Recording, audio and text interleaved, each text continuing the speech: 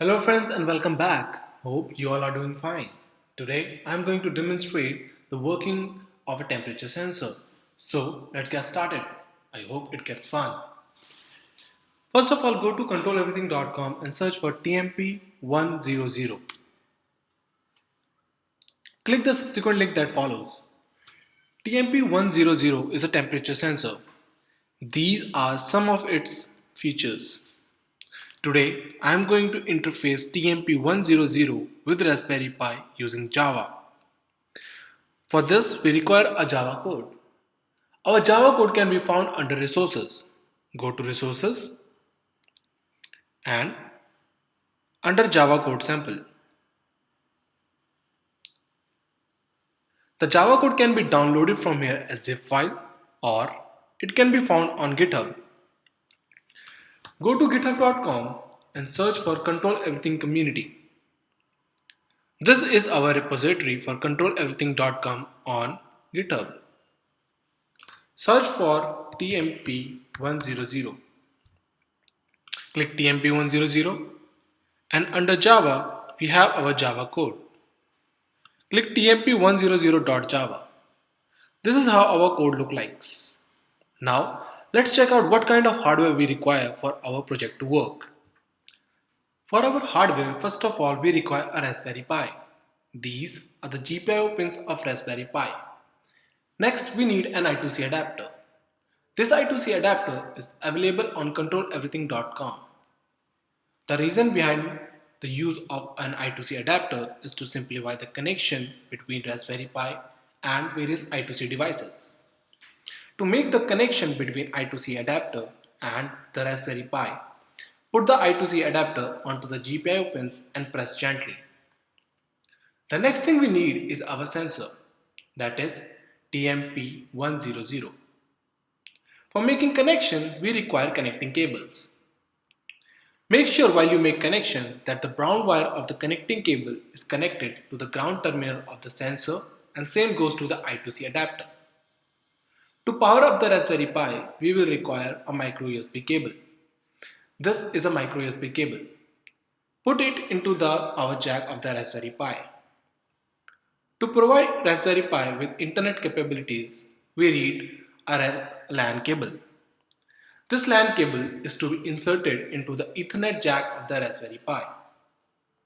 If it happens so that you don't have a LAN cable, you can also use a Wi-Fi module. This is a Wi-Fi module. So this is all we need for our project to work. Now let's check out how to interface our sensor with the Raspberry Pi. To interface our sensor with Raspberry Pi, we require a Java code. Our Java code can be found on GitHub. So go to github.com and search for Control Everything Community. Search for TMP100. Click TMP100 and under Java, we have our Java code. Before I jump into our code, I would like to tell you that I have used Py4j library on Raspberry Pi. A link has been provided so as to help for the installation of the library.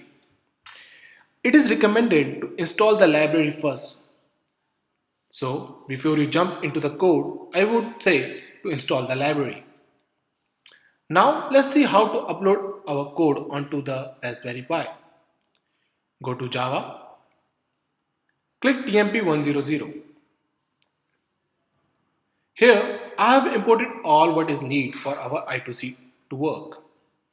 Here I have created a class with a name same as that of our sensor. Under main function, I am creating a bus instance of I2C bus class.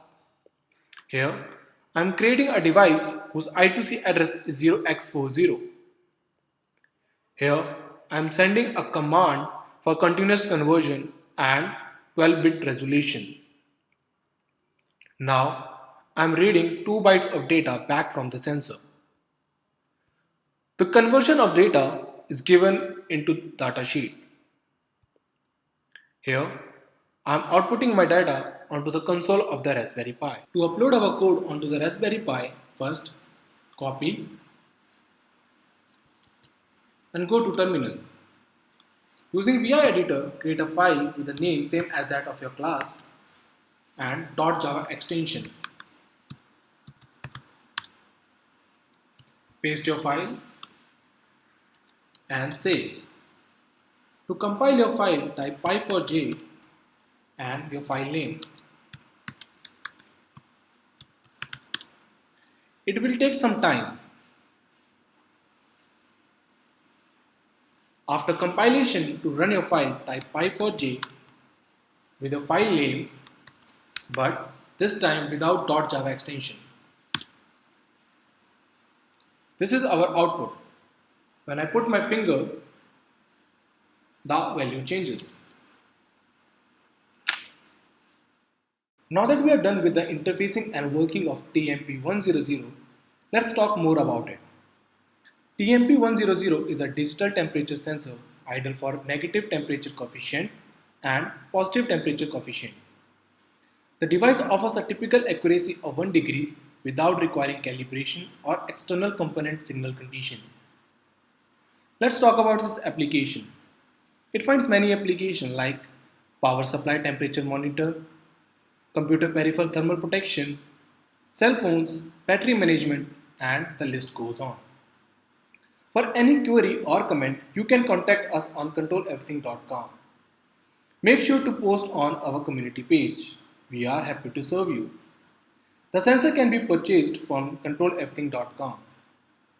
For more interesting articles, follow us on our Instructables. Make sure to like our video and subscribe to YouTube channel.